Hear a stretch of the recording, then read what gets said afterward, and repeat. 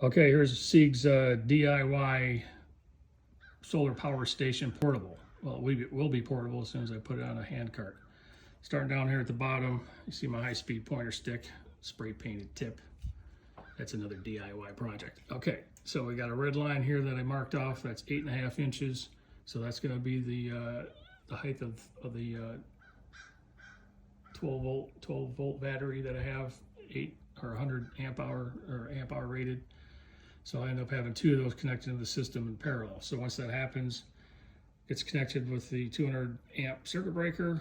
There's the extension cord that I need for that. And the only thing I'm missing for the negative is, this was my first trial on using my hydraulic crimper. And of course I jacked it up. Actually I used the wrong size bit, so that's why it's all jacked.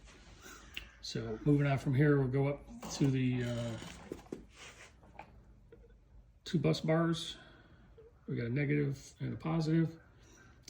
Negative branches off up to the solar charge controller. So this is used to bring in the solar power panel, or the solar panel power in, and then pushes it out back to the battery to keep the battery charged.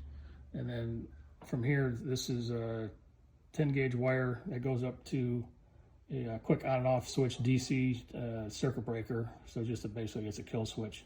So you don't have to disconnect the solar power panels from the system, which is handy because if you got to do anything down here, you got to have your solar power disconnected. Otherwise, if you pull the battery out before you disconnect, then you're going to burn up the charge controller.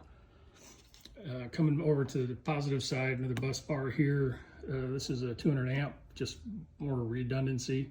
Bring grade up to the inverter. It's 1500 watt with a surge of 3000.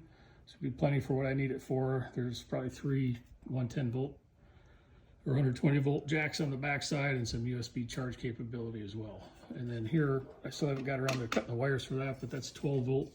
It's a fused power bank. So I'll run that down to the buses here, and then that's rated for 20 or 30 amps.